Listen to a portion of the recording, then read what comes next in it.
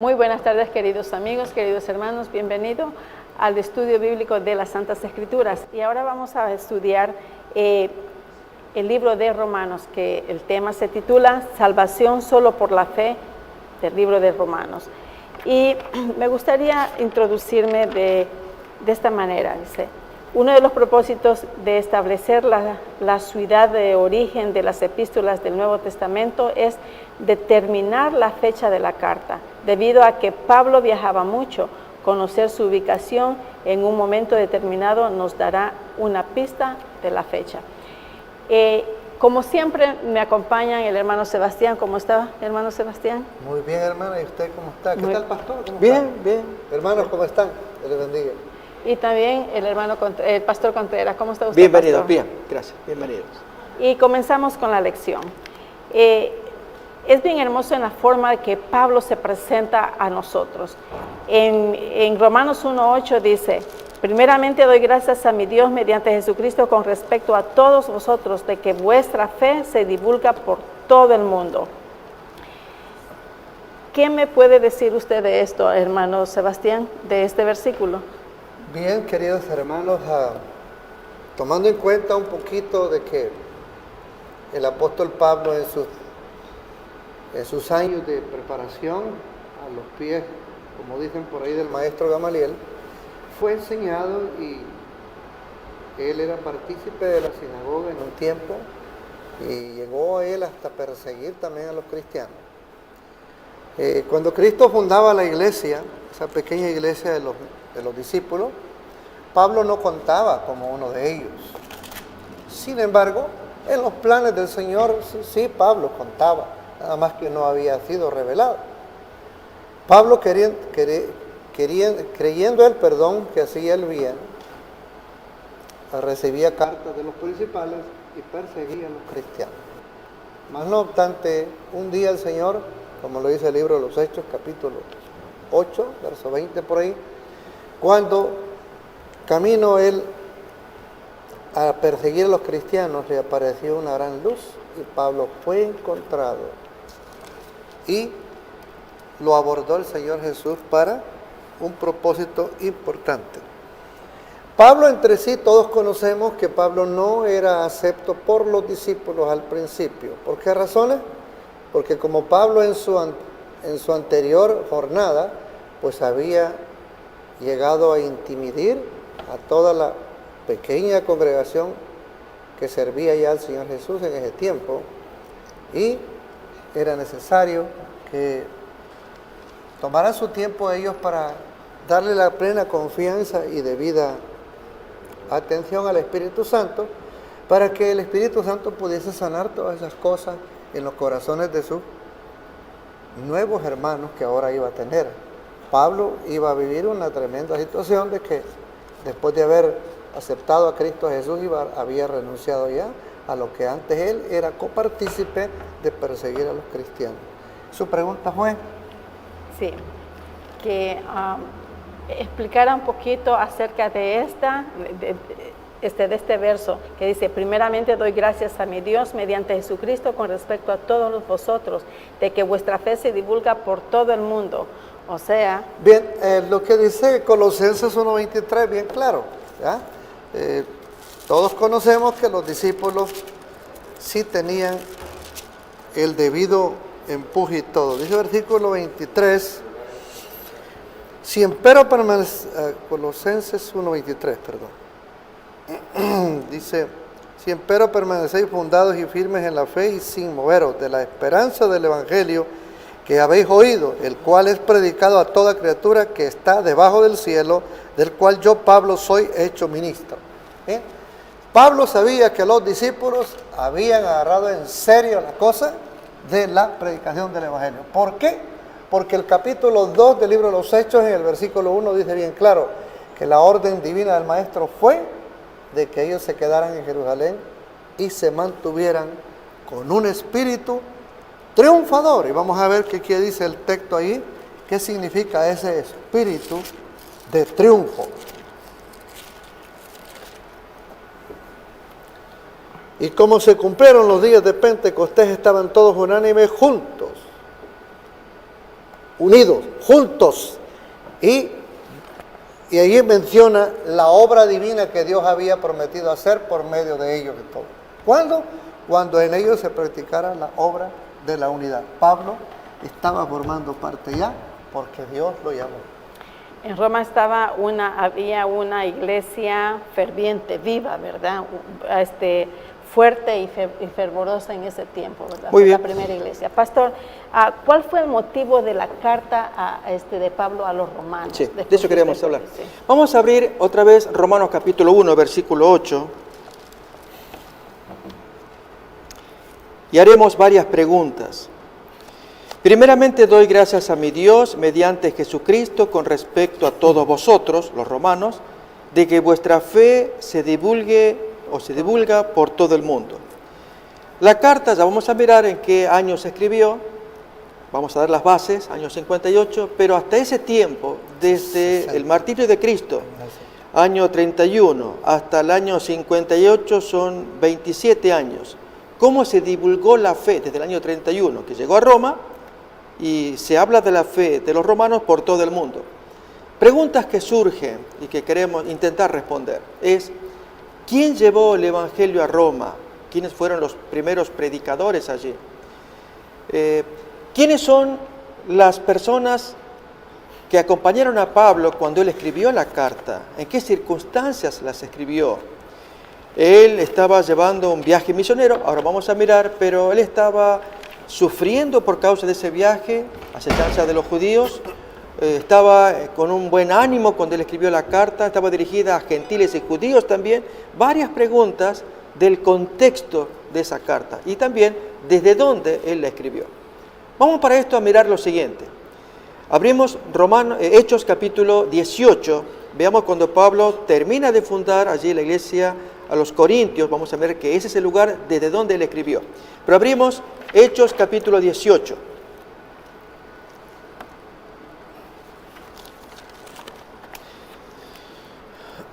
Versículo 1 y luego el versículo 8. Después de estas cosas, Pablo salió de Atenas y se fue a Corinto. Corinto es un istmo y un puerto a la vez, allí en Grecia. Y en el 8, y Crispo, el principal de la sinagoga, creyó en el Señor con toda su casa, y muchos de los corintios, oyendo, creían y eran bautizados. Así que acordémonos de estos nombres. Crispo, principal de la sinagoga, él es bautizado por el apóstol Pablo, allí en su viaje misionero, que es el segundo. Porque termina, miremoslo en el capítulo 18-22, ahí ya nos habla del término de ese segundo viaje para arrancar el tercero. Allí en el tercero es cuando escribe la carta a los romanos. Habiendo arribado a Cesarea, subió para saludar a la iglesia y luego descendió a Antioquía. Y después de estar allí algún tiempo, salió recorriendo por orden la región de Galacia y Frigia, esto es Asia Menor, confirmando a todos los discípulos. Y ahí comienza entonces el inicio de su tercer viaje misionero. Si miramos el capítulo 19, solamente es ver los títulos nada más, Pablo predica en Éfeso, todo el capítulo 19, hay un alboroto según el versículo 23, pero en el capítulo 20, allí sale rápidamente de Éfeso por causa del alboroto y emprende viaje, capítulo 20, versículo 1, y miremos entonces qué acontece. 21. Después que cesó el alboroto en Éfeso, llamó Pablo a los discípulos y habiéndolos exhortado y abrazado, se despidió y salió para ir a Macedonia. Macedonia es el norte de Grecia. Y después de recorrer aquellas regiones y de exhortarles con abundancia de palabras, llega a Grecia, que queda hacia el sur. Estamos hablando de la parte europea que da contra el Asia Menor.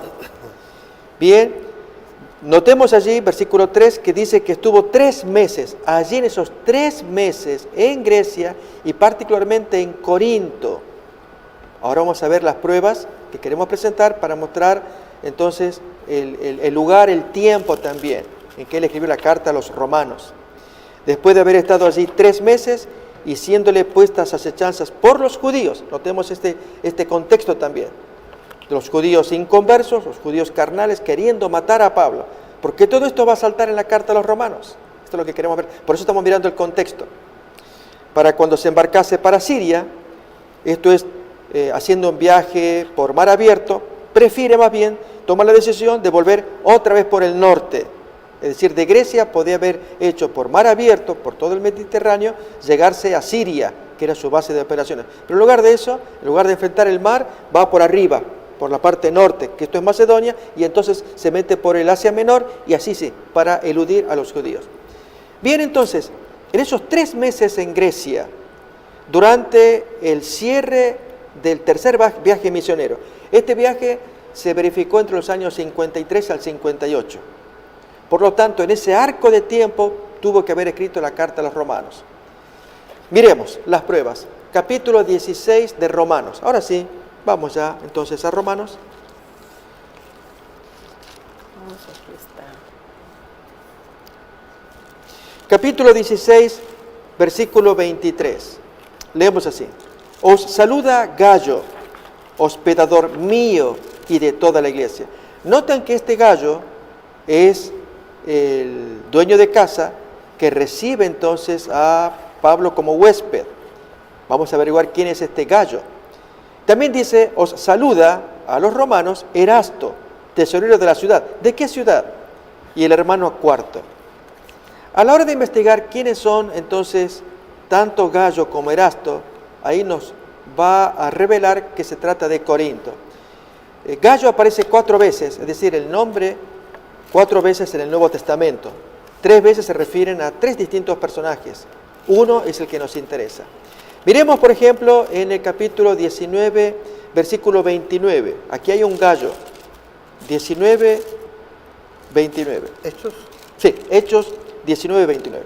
Y la ciudad se llenó de confusión y algunas se lanzaron al teatro arrebatando a Gayo y Aristarco, macedonios, compañeros de Pablo. Noten que acá se dice que este Gayo es un macedonio, pero el que nos interesa es un corintio, no es lo mismo. El corintio queda en el sur, Macedonia queda en el norte, así que este es otro Gayo. Veremos un Gayo más, es en el capítulo 20, versículo 4. Y le acompañaron a Pablo hasta Asia, Sópater de Berea, Aristarco y Segundo de Tesalónica, Gayo de Derbe. Ya Derbe está en el Asia Menor. Acordémonos de Iconio, Listra, Derbe. Esto es Asia Menor. Así que este es otro Gayo. Así que tenemos un Gayo de Macedonia, norte de Grecia, más arriba de Corinto. Otro Gayo que es en Derbe. Un Gayo más tenemos en tercera carta de Juan, versículo 1, al cual Juan escribe ya por el año 90 aproximadamente. Por lo tanto, difícilmente sería este Gayo, nuestro Gayo de Romanos, capítulo 16, 23. Tercera carta de Juan, versículo 1. El anciano a Gayo, el amado a quien amo en la verdad. O sea, este es un Gayo, pero de Juan. Y en el año 90, mientras que nuestra carta data del año 58. Entonces, este Gayo es, ahora sí, miremos en Primera de Corintios, capítulo 1, versículo 14. Ahí ya tenemos quién es. Y también a su compañero con el cual fue bautizado. Ahí veremos quiénes son. Primera de Corintios, capítulo 1, versículo 14. Dice Pablo a los Corintios, doy gracias a Dios de que a ninguno de vosotros, Corintios, he bautizado, sino a Crispo. ¿Nos acordamos quién era Crispo? ¿Recuerdan que les había dicho que recordáramos? Era el capítulo 18, allí el jefe de la sinagoga, el principal de la sinagoga. Así que él fue bautizado. ¿Y quién más junto con Crispo? De vosotros, de los corintios. Ahí enumera a Gayo. Este es el Gayo de Corinto, en cuya casa Pablo se está alojando. ¿Y quién es el Erasto, tesorero de la ciudad? Pues ocurre que allí en Corinto, en 1929, se hicieron excavaciones y se encontró una piedra escrita en latín, allí en la vera del camino. Y la piedra traía esta leyenda. Erasto, que es el jefe de los edificios de la ciudad, edificó este camino a sus propias expensas. Así que ahí nos está diciendo, en esa piedra encontrada, reitero, 1929, en las excavaciones hechas en Corinto, de una piedra que decía Erasto, que es el jefe de los edificios públicos o tesorero de la ciudad, en Corinto. Bien, estas son 2 nombres mencionados de Corinto, más un tercero que ponemos ahora, que aparece en el capítulo 16 de Romanos, versículos 1 y 2, del puerto cercano a Corinto. Esto es Cencrea, a 11 kilómetros. Allí había un puerto, Pablo estuvo allí, hizo algo en Cencrea, ahora vamos a mirar, y conoció a una hermana que luego se trasladó a Roma, que dice entonces, capítulo 16, versículos 1 y 2, os recomiendo además a nuestra hermana Febe, la cual es diaconisa de la iglesia en Cencrea, que la recibáis en el Señor. Es decir, esta hermana estaba yendo de camino desde Cencrea a Roma. Y si bien ella no es necesariamente la portadora de la carta, pero sí ella estaba de camino, mientras la carta iba de camino también. Cuando ella llegue, recíbanla según las cosas que ha hecho con nosotros. Miremos a Pablo en Cencrea, esto está en Hechos 18, 18. Y con esto entonces ya vamos hilando todos los hilos para tener un panorama de el tiempo, del contexto en el que Pablo escribe tan preciosa carta a los romanos. Leemos Hechos 18, 18. Mas Pablo, habiéndose detenido aún muchos días allí, después se despidió de los hermanos y navegó a Siria, y con él Priscila y Aquila, habiéndose rapado la cabeza en Cencrea, porque tenía hecho voto, y luego llega a Éfeso. Y así entonces va culminando su segundo viaje misionero. En el segundo pues funda la iglesia de Corinto, allí donde bautiza a Crispo, a Gallo, entre los años 49 al 52, y en su tercer viaje misionero, del 53 al 58, es cuando él hace su tercer viaje. Al final, casi al final del tercer viaje, escribe su carta. Bien, resumiendo, la carta de Pablo a los romanos data de principios del año 58, muy posiblemente primer trimestre, escrita desde Corinto, al terminar su viaje misionero, en el cual va a terminar mal en Jerusalén, lo van a tomar preso, y entonces allí pues lo encaminan hacia Roma, y llega unos 3 años más tarde a Roma, tan diferente de la carta que él había escrito, y tan bonito que es lo que queremos estudiar. Que la fe de ustedes se divulga por todo el mundo, dice allí en 1.8 que hemos leído recién.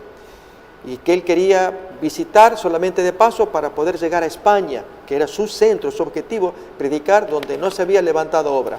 Pues en Roma ya había obra, y la pregunta que surge es, ¿y quién levantó la obra en Roma? ¿Quién es el que inició la obra allí? Bien, a esto queremos decir, amigos, que hay mucha discusión. Primeramente, no fue Pablo, tampoco fue Pedro, por el hecho de que Pablo no menciona saludos allí en el año 58 a una iglesia ya formada, fundada. Pedro podría haber estado allí entre los saludos, no está. Al contrario, aparecen personas anteriores al apóstol Pablo, anteriores en Cristo. Vamos a mirar primeramente en Hechos capítulo 11, a hermanos valientes que después de la persecución de Pablo iniciaron la evangelización ultramar, fuera del territorio de Jerusalén. Es decir, no vivir allí entre sus hermanos, es por causa de la persecución salir afuera, predicar y abrir obra y abrir iglesias también. Lo dice Hechos 11, versículos 19 y aún el 20. Ahora bien, los que habían sido esparcidos a causa de la persecución que hubo con motivo de Esteban en el año 34, pasaron hasta Fenicia, Chipre y Antioquía. Esto es más hacia el norte de Jerusalén y también hacia el este. No se habla aquí hacia el oeste, eso es hacia Italia. No hablando a nadie la palabra, sino solo a los judíos. Pero había entre ellos unos varones de Chipre y de Cirene, valientes, los cuales cuando entraron en Antioquía, de Siria hacia el norte, hablaron también a los gentiles, a los griegos, anunciando el evangelio del Señor Jesús. Preguntémonos, ¿qué hermanos pudieron haber iniciado la obra allí en Roma? Se dice del apóstol Pedro, y vamos a ver una referencia en la carta de Pedro, que efectivamente menciona a Roma, pero es más bien al final. Todos los historiadores concuerdan en que Pedro estuvo al final, pero no al comienzo en Roma, o sea, para abrir obra. Pues vayamos a Romanos 16, a ver si hay alguna pista por ahí.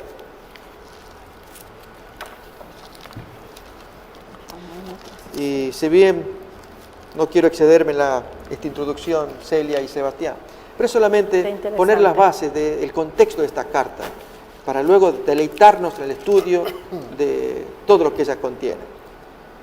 ¿Quién pudo haber sido? Reitero, no está claro, no se sabe, nadie puede afirmarlo, pero algunas pistas que nos ayuden.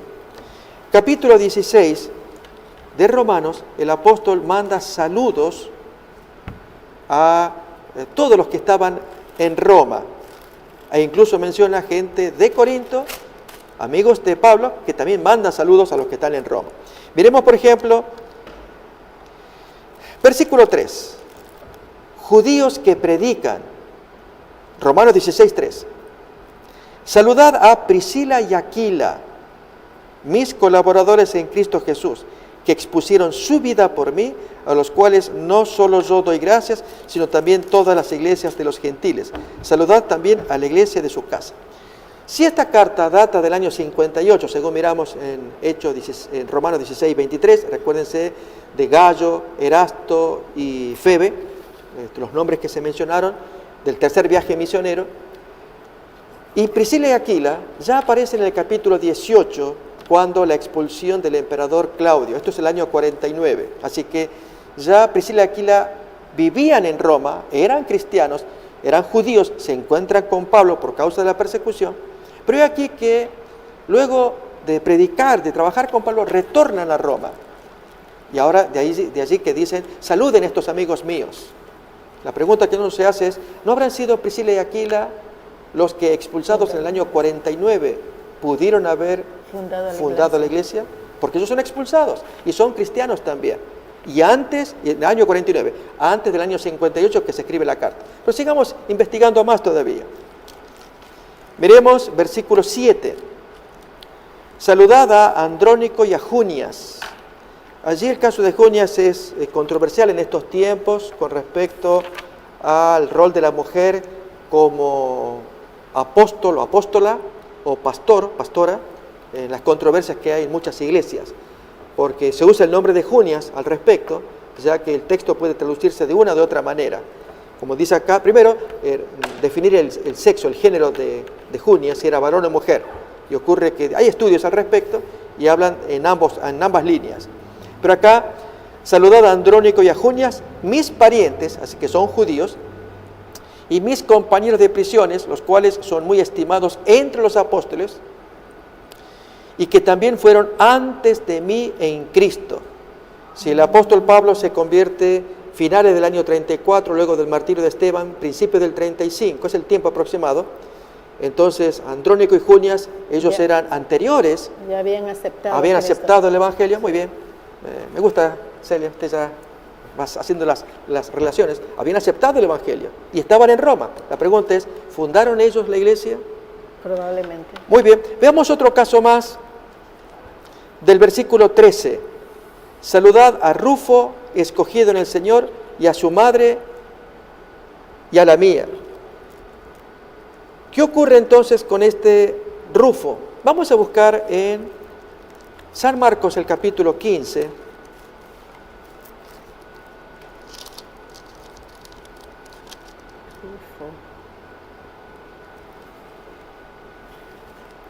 versículo 21.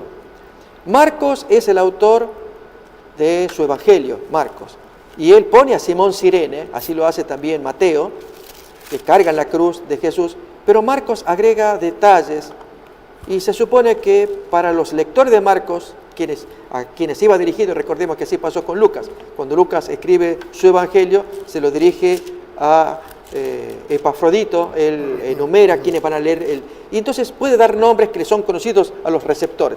Bueno, es lo que pasa con Marcos. Y dice acá, y obligaron a uno que pasaba, Simón de Cirene, padre de Alejandro y de Rufo, que venía del campo, a que le llevase la cruz. Notemos allí, ahí se menciona Rufo. ¿Será el Rufo que está en Romanos 16 también? Saludad a ese Rufo, hijo de Simón Cirene. No hay pruebas. Pero Marcos por algo menciona, o sea, agrega el detalle que Mateo omite, él no pone. Pero sí veremos... Pastor, estaba pensando, si es el mismo que cargó la cruz de Jesús... El papá. Oh, el papá. Simón cargó la cruz. Oh, okay. Entonces menciona que es el papá de Rufo y que el mismo nombre aparece en Romanos 16, Podría ser, no hay prueba. Pero miremos en Hechos capítulo 2, cuando desciende el Pentecostés en el año 31. Allí llega a todos los judíos en diferentes lenguas, y entre ellas los romanos también. Miramos el versículo 10. En Frigia y Panfilia, en Egipto y en las regiones de África más allá de Cirene, y romanos aquí residentes, tanto judíos como prosélitos, cretenses y árabes, etc. Estamos oyendo hablar las maravillas de Dios. O sea, había romanos ahí que escucharon, que recibieron el mensaje de esta lluvia temprana de los 120 que predicaban el mensaje, y muchos recibieron, y con la persecución de que hubo 3 años y medio más tarde, muchos de ellos regresan a sus tierras llevando el Evangelio. Y culmino con el último texto de esta introducción para definir el contexto de la carta de Pablo, con carta de Pedro, primera carta, capítulo 5. Allí Pedro menciona algo interesante, usa un nombre críptico, Babilonia, y menciona a Marcos también. Pedro dirige la carta a la gente del Asia Menor, ahí enumera como 5 pueblos al comienzo, en los primeros versículos de la primera carta de Pedro. Y entonces va dirigida a la gente del Asia Menor. Pero dice acá, 5:13, la iglesia que está en Babilonia, y casi todos los historiadores concuerdan que es un nombre críptico, no es la Babilonia literal que existía en ese tiempo, porque no había comunidad ahí, pero sí se hablaba de Roma. De hecho, en Apocalipsis 14:8 se menciona Babilonia y se habla de Roma. Bien, la iglesia que está en Babilonia, elegida juntamente con vosotros, y Marcos, mi hijo, os saludan. Lo que podría dar a entender que Pedro está en Roma, junto con Marcos, el autor del Evangelio, hijo espiritual, así como lo era Timoteo y Tito, hijos espirituales de Pablo, así Marcos lo era de Pedro, y entonces juntos allí en Roma escribiendo, pero como se supone ya al final de su ministerio, escribe las cartas viviendo en Roma. Por lo tanto, no que la hubiera fundado. La tradición cuenta que él murió en Roma junto con Pablo, y murió antes que muriera Nerón. Nerón murió en el año 68, quizás un año antes. Uno crucificado boca abajo, Pedro, el otro decapitado, Pablo, ambos habiendo escrito cartas, y en este caso Pedro en Roma. Con esto concluimos, amigos. La carta es riquísima. Viene de un hombre sufrido, el tercer viaje misionero, acechanza de los judíos. La carta va dirigida a gentiles, ya vamos a mirar los textos, y va dirigida a judíos también. Y da mensaje de luz. Y acordémonos de esto. Habíamos leído en Hechos 23 que Pablo sufría la acechanza de los judíos, por lo cual tenía que esconderse, quería viajar a Siria, pero tuvo que escoger otro camino. Él veía la justificación por la fe, no la veían sus compatriotas. Y entonces, con todo esto encima, persecución y esconderse y viajar por otra manera, escribe tan memorable carta para decirle, tú judío, que te jactas de la ley. Y ya nos adelantamos al contenido de la carta, pero para que veamos todo ese contexto. Tú que dices, no te das cuenta que el judío es que aunque esté incircunciso en la carne, pero guarda la ley. Porque tú, cuando me andas persiguiendo, casi todo eso puede verse allí en la carta a los romanos, si recordamos el contexto también. Pastor, esto nos ayude para apreciar mejor tan bello contenido como es Romanos. No lo voy a dejar descansar. Quiero que me explique un poquito. ¿Cuál fue la razón de que Pablo quería ir a Roma? ¿Y qué pasó cuando él ya estaba en Roma? Redondeando todo.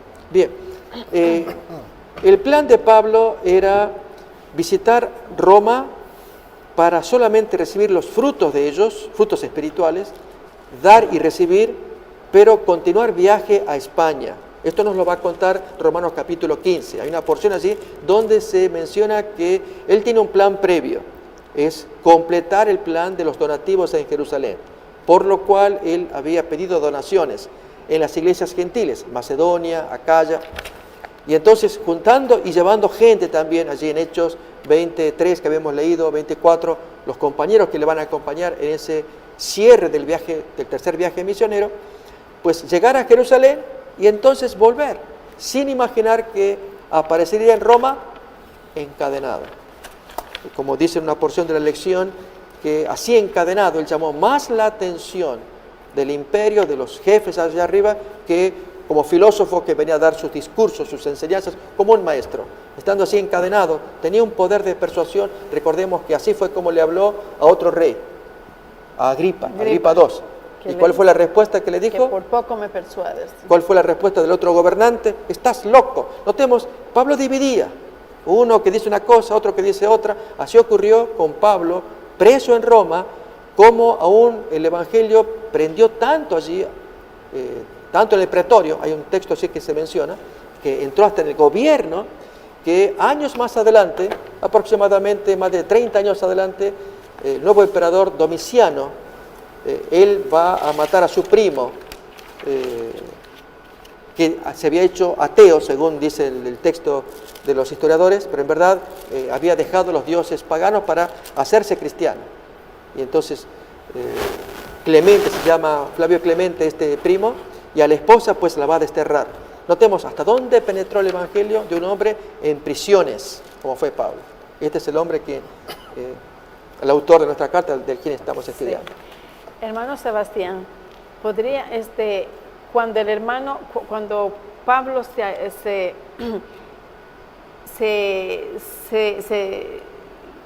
escribe la carta a los romanos, dice algo muy interesante que dice a los santos de Roma, que habla en, ¿cómo se llama? En Romanos 1:7, que dice, vamos a ver, 1:7, que dice, a todos los que estáis en Roma, amados de Dios, llamados a ser santos, gracia y paz a vosotros, de Dios nuestro Padre y el Señor Jesucristo. ¿Cómo es que es llamados a ser santos? La palabra de Dios es bien clara y dice que buscad la paz y la santidad sin la cual nadie verá a Dios. Y usted mencionó el versículo clave, que es el versículo 7. Para que el Evangelio culmine la predicación, como todos esperamos y nos esforzamos, y quisiéramos todos estar unidos, tocando la misma nota, el versículo 8 que leyó usted al principio, dice bien claro, para que venga el éxito, está la respuesta en el versículo 7. A todos los que estáis en Roma, amados de Dios, llamados santos. A ser santos. Sí, llamados santos, o sea, la vocación, ¿no? Entonces, Dios nos llama para que seamos santificados. Gracia y paz tengáis de Dios, nuestro Padre, y del Señor Jesucristo. Yo quisiera invitarlos a 2 Corintios, capítulo 1 y el verso 2. ¿Qué es lo que está queriendo decir la palabra de Dios aquí también? 2 Corintios 1, versículo 2. Gracia y paz a vosotros de Dios nuestro Padre y del Señor Jesucristo. El cristiano que acepta el llamado de Dios y es apartado cuenta con la gracia de Dios para que sea su alma transformada, con el fin por el cual ha sido apartado. Entonces, vemos nosotros que Pablo tiene ese gozo y deseo de querer convivir y estar con ellos un momento. Y usted le preguntaba al pastor, ¿cómo es que él tenía deseo? Vamos a leer el pasaje, cómo es que él decía según Romanos 15, 20 en adelante. Romanos 15, vamos a leer del 20 en adelante. Dice él, y de esta manera me esforcé a predicar el Evangelio, no donde antes Cristo fuese nombrado, por no edificar sobre ajeno fundamento, sino como está escrito, a los que no fue anunciado de él, verán, y a los que no oyeron, entenderán. Por lo cual aún he sido impedido muchas veces de ir a vosotros. Mas ahora, no teniendo más lugar en estas regiones, y deseando ir a vosotros, muchos años cuando partiere para España, iré a vosotros, porque espero que pasando os veré y que seré llevado de vosotros allá, si empero antes hubiere gozado de vosotros. Mas ahora parto para Jerusalén a ministrar a los santos, porque Macedonia y Acaya tuvieron por bien hacer una colecta para los pobres de los santos que están en Jerusalén. porque les pareció bueno, y son deudores a ellos, porque si los gentiles han sido hechos participantes de sus bienes espirituales, deben también ellos servirles en los carnales. El apóstol Pablo, como cada uno de aquellos que hemos sido llamados por Dios a su servicio, ansiamos los momentos felices de reunión que tenemos cuando nos miramos en la iglesia, cuando convivimos juntos, el mismo espíritu, el mismo sentir, la misma vocación. Pablo hace el énfasis a ello de que la santificación es la línea primordial la cual debe de tener en prioridad un cristiano para que se lleve en él a cabo la obra que Dios quiere que se haga. Por eso conocemos nosotros que cuando Pablo fue intervenido y Cristo le habló por medio de aquella luz, Señor, ¿quién eres? ¿Qué quieres que yo haga? Fueron las palabras que él contestó. Sí. ¿Ya? Ahora, hermano, esto significa de que si nosotros somos llamados a ser santos y nos llama el Señor santos, no es la misma significa de que, ¿cómo es que nos enseñan que ya después de muertos se hacen santos a los muertos? Eso no tiene ninguna base bíblica, ¿cierto? Porque no. en la enseñanza tradicional a nosotros nos enseñan de que después que el muerto, y porque fue tan bueno y hizo cosas muy buenas, lo canonizan y lo hacen santo. No tiene nada que ver con la santidad que aquí Pablo está hablando, Señor, ¿verdad? Que él fue escogido, llamado a ser santo. Sí, como decíamos, ¿no? Es apartarse con un propósito, con un fin, ¿no? Entonces, cuando una persona, en este caso, las razones por las cuales quieran santificar la imagen o la herencia que tal vez aquella persona en vida haya dado, pues es como cuando quieren llevar a cabo este tipo de ceremonias, ¿no? Como para canonizarlo y todo. Pero en sí la persona, como dice el libro de Apocalipsis, que dice, bienaventurados los que mueren, dice. Cierto, ellos, vamos a buscar el pasaje mejor, ¿no? Sus obras sigan, con ellos sus obras sigan. Si sus obras siguen, está en Apocalipsis 13, ¿verdad? 14, 14, versículo 13. 13. Ok. Ahí lo tenemos. Vamos a considerar 14, 13. Y oí una voz. De Apocalipsis. Y oí una voz del cielo que me decía, escribe, bienaventurados los muertos que de aquí en adelante mueren en el Señor. Sí, dice el Espíritu, que descansarán de sus trabajos porque sus obras con ellos siguen. Esto es lo que yo estaba dando a entender, que una persona que en vida hizo acto de santidad al servicio de su Señor, pues los que llegan a tomar esta situación de conmemorar la memoria de esta persona por sus propias creencias de todo o dogmas que ellos tengan, llevan a su práctica para recordar la memoria de él. Pero en realidad la persona que estuvo en vida, los contemporáneos de él convivieron y sintieron esa santidad de ese hombre o esa mujer que tuvo esa preparación con Dios. Sí, antes comento. de eso quiero hacer...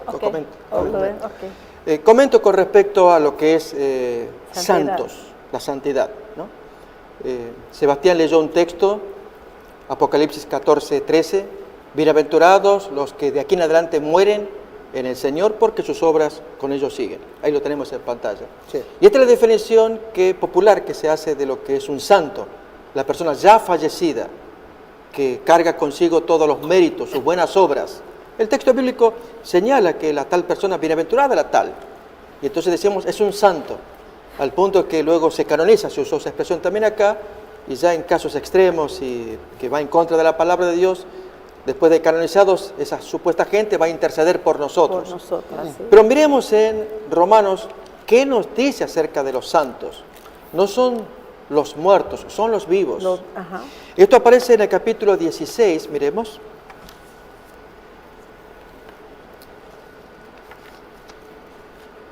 Versículo 15, y aún el 16 también. Saludad a Filólogo, a Julia, a Nereo y a su hermana, a Olimpas y a todos los santos que están con ellos. santos vivos, no muertos. Por lo tanto, un santo es una persona viva. Dice más todavía el 16, saludaos los unos a los otros con ósculo. Ósculo es un beso santo. Y esas dos expresiones de ambos versículos, la persona viva que es un santo y el beso que es santo, ya entendemos entonces con eso que es algo separado, que es algo diferente de lo profano, de lo común. Por lo tanto, un santo es un pecador, está con vida, pero separado por el Señor, para el Señor, y como pecador arrepentido, que Dios le perdona los pecados, lo justifica, le da un nuevo corazón para que obedezca sus mandamientos. Es lo que trata la carta a los romanos. Pero estamos hablando de personas vivas. Y una pregunta que quizás yo quisiera hacer aquí al panel y a Celia en particular es, si pensamos en los fariseos, que eran su nombre, parisimo, perisim, significa separados. Los fariseos se llaman así los separados. Y un santo es un separado. ¿Qué diferencia hay entre los fariseos, que eran separados, y los santos citados aquí en Romanos capítulo 16, que hemos leído el versículo 15? Saluden a fulano, mengano, sultano, y a todos los santos, a todos los separados ¿Qué que están con diferencia ellos. hay entre esos dos separados? Eso. ¿Qué diferencia hay entre esos dos separados? Separados del mundo, se entiende en ambos casos. Bien. Ok. Yo me habría quedado en silencio. Bueno, en realidad, ambas personas han sido separadas con un propósito diferente del mundo, vamos a decirlo así. Pero en realidad, cuando los hechos, bajo una cobertura de aparente apartamiento y todo, al no llevar efectivo el cometido, el propósito por el cual delega la palabra de Dios lo que es apartado santo. La Biblia dice, sed santo porque yo soy santo. Y el hombre o hijo de Dios que está separado, bueno, sus frutos tienen que manifestar lo que acompaña y apoya la palabra de Dios. No todo lo contrario, sino que en la otra parte es apartado santo, pero sus obras o sus acciones van en contra de los principios morales, espirituales de la palabra de Dios. No llegamos a ser muchas veces nosotros como los fariseos, Separados del mundo y estamos actuando a veces exactamente como ellos.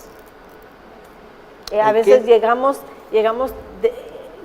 a un término de que por querer llevar las cosas correctas llegamos a, muchas personas dicen fanatismo, pero yo diría al extremo. Porque los fariseos en realidad estaban separados porque eran los sacerdotes, ¿cierto? No, los saduceos eran mayormente los sacerdotes, sí, los fariseos eran los escribas, eran los doctos, los intérpretes de la ley. Eran muy queridos por el pueblo porque estaban con el pueblo. Mientras que el sacerdote, sí, en cambio el sacerdote pues estaba más metido en su élite sacerdotal, incluso con el gobierno estaban muy conectados. Pero la diferencia entre ambos es que ambos son separados. Los saduceos para los cargos sacerdotales mayormente, y los fariseos separados de las impurezas, separados de los pecadores, separados del populacho, y entonces ellos practicaban las normas al punto que inventaban nuevas normas para estar más puros, más cerca de Dios. Entonces la pregunta sigue en pie. ¿Cuál es la naturaleza de la diferencia entre estos fariseos separados y los santos de Romanos 16, 15, los santos que están con vosotros también, que son separados del mundo? Sigue en pie la pregunta. Usted dijo una parte de que los fariseos inventaban reglas para conservar reglas o para no quebrantar reglas. Muy bien. Y los otros no inventaban, nada más obedecían los mandamientos. Muy bien. Las reglas, los principios morales que existían. Por ejemplo, hay una pregunta. ¿Dice la Biblia que Pablo era un fariseo? Sí. ¿Formó parte de él? Sí. Al principio. Ajá. Entonces representaba ese grupo de ellos. Sí. Entonces, ¿cuáles eran las obras de Pablo antes de ser convertido al cristianismo? Ahí está la diferencia que yo decía. Y sin embargo, necesidad hubo que interviniera la mano divina para contrarrestarlo y ponerlo en un sitio adecuado. Esa es la parte de la separación. Separado y a la vez alejado de Dios. Interesante, separados y a la vez alejados de Dios, mientras que estos santos de Romanos 16:15, que no eran muertos, eran vivos, tenían que luchar, acercándose, estar separados de los pecados, de muchos pecadores, de las prácticas, pero a la vez en su lucha diaria, en vida, pues mostrar cómo el poder del Señor operaba en sus vidas para que aparecieran los frutos, como usted bien lo está señalando. Así es lo que yo he venido analizando. De hecho, yo estuve en vez pasada analizando y pensando de que los fariseos, cuando ellos surgieron y todo, muchos de ellos en cierta ocasión fueron crucificados un promedio de 3,000, dice la enciclopedia. Ahora, Y con ese espíritu. En su defensa de la ley contra la violación que hacían los adversarios, y ellos estaban dispuestos a dar la vida para que se mantuviera la observancia de la ley. Pero el espíritu que estaba detrás de ellos, y era haberse divorciado de Dios, de creerse que por su práctica estaban ganando el favor de Dios, los hacía alejados de Dios. Dios no podía afectarlos, a diferencia de estos santos de Roma que estamos mirando acá, a los cuales Pablo habla directamente. Vosotros gentiles, hay una porción dedicada a ellos, y a los judíos también. Y quien recibe la carta a los romanos, que es un santo, porque va a leer la palabra, está separado por Dios, no es el mundano, es el separado. Va a leerla y que le afecte, entonces es el santo aprobado por Dios. Así es. amén, sí. Dígame, ¿cuáles son los elementos que Pablo considera dignos de mención en esta experiencia de los cristianos a los romanos? Bien, vamos a ver en la lección también algunos aspectos que sirven para nosotros, por lo menos en esta introducción de la carta a los romanos. Habíamos leído el capítulo 1:8, la fe de ustedes se divulga por todo el mundo, pero en el capítulo 11 él va a dar una advertencia: cuídense de la soberbia. Vamos a leerlo, capítulo 11, porque aunque la fe se divulgue, si uno no cuida esa fe, si no la retiene, acordémonos que fue el consejo que dio Judas en el versículo 3. Tengo por necesario escribiros por nuestra común salvación que retengáis ardientemente la fe que una vez fue dada a los santos. Cuando uno no la retiene, corre riesgo de perderla, y entonces su religión va a ser otra cosa que lo que originalmente recibió. Es lo que la advertencia que miramos en Romanos 11. 11 qué. Versículo 20 y 21, que dice: bien, por su incredulidad fueron desgajadas, pero tú, Romano, por la fe estás en pie. No te ensoberbezcas, sino teme. Le está escribiendo a los miembros de la iglesia de Roma en el año 58. Y esta misma iglesia de Roma, pasados los siglos, olvidaron el consejo. Y la iglesia de Roma se va a convertir en una formidable iglesia represora con el paso de los siglos, porque olvidaron este consejo. Sigue más. Porque si Dios no perdonó las ramas naturales, a ti tampoco, oh Romano, te perdonará. Mira pues la bondad de la severidad de Dios. La severidad ciertamente para con los que cayeron, pero la bondad para contigo. Si permaneces en esa bondad, pues de otra manera tú también serás cortado. Y si la iglesia de Roma, reitero, con el paso de los siglos, y aún pensando en la época de las persecuciones y de la Inquisición, todo lo que conocemos de la época medieval, al no poner en práctica este consejo que aquí se da. Es una primera lección que tenemos que extraer de la carta a los romanos. Dios nos habla y nos da, como dijera Judas, esta es la fe que tú retengas. Lucha agónicamente para tenerla, pero cuando uno abandona, les pasó a estos otros separados, a estos otros santos fariseos, que ellos tienen la ley de Moisés, pero como Jesús los acusa en San Juan 5, en quien vosotros ponéis vuestra esperanza, Moisés, Él os acusa, Él los va a condenar. Noten qué paradoja el creyente que cree en la Biblia y la misma Biblia lo condena, porque descuida el consejo que aquí se está dando, y es retener esa santidad, esa separación del mundo, pero en atención hacia Dios en humildad, de modo que el creyente pueda seguir mirando a ese Dios que le está guiando. La bondad de Él te va a mantener a ti mientras te mantengas, tú teme, humilde. Cuando uno pierde ello, pues corre gravísimo riesgo. En Romanos 15:14 dice: pero estoy seguro de vosotros, hermanos míos, de que vosotros mismos estáis llenos de bondad. Esta es una de las cualidades, ¿verdad? Llenos de todo conocimiento. Y la tercera es de tal manera que podéis amonestaros los unos a los otros. Esas dos cualidades combinadas les daba poder para amonestarse unos con otros, con amor. Muy lindo el texto leído. Vemos que Pablo habla bonito, muy bonito de esta gente, llenos de bondad, llenos de conocimiento para que se amonesten. Creo que este es el gran consejo que hasta el día de hoy persiste, y es tener conocimiento, ser bondadoso de corazón, para que haya la mutua amonestación, los mutuos llamados, las reflexiones, para que uno no se ensoberbezca, para que aprecie el mensaje que oportunamente nos llega, sea el que fuere. A veces, ¿cuántas veces llega algo que no agrada a nuestros sentidos? Aceptar la amonestación. La amonestación. ¿Cuántas veces cuando hacemos nuestra oración a Dios decimos, yo acepto lo que el Espíritu Santo quiera revelarme? Pero aquí cuando se nos amonesta, decimos, no, este individuo, ¿quién es para decirme lo que me ha dicho? Por eso el texto acá que hemos leído, que se lo he hecho recién, que la bondad y el conocimiento están llenos para que se amonesten mutuamente y retenga esa santidad. Ha sido una experiencia muy hermosa la lección de toda esta semana, en la cual nosotros hemos aprendido mucho. Y vamos a seguir aprendiendo conforme a las siguientes semanas. Vemos también cómo Pablo, en su gran amor y el deseo de seguir dando a conocer el amor de Dios a todos los que quisieran escuchar, especialmente a todos aquellos, para reconfirmar la fe, iba de pueblo en pueblo donde él ya había predicado, especialmente hoy en día, en ese momento que está hablando, que quería pasar por Roma, pero quería ir para España, la cual fue o no fue. No pudo ir. Así es que mi mayor deseo es, queridos hermanos, que sigamos estudiando esta hermosa lección en la cual nos insta y nos enseña el amor de Pablo para con los demás, y cómo también en la forma que él aceptó a Jesucristo y cómo él se dice ser.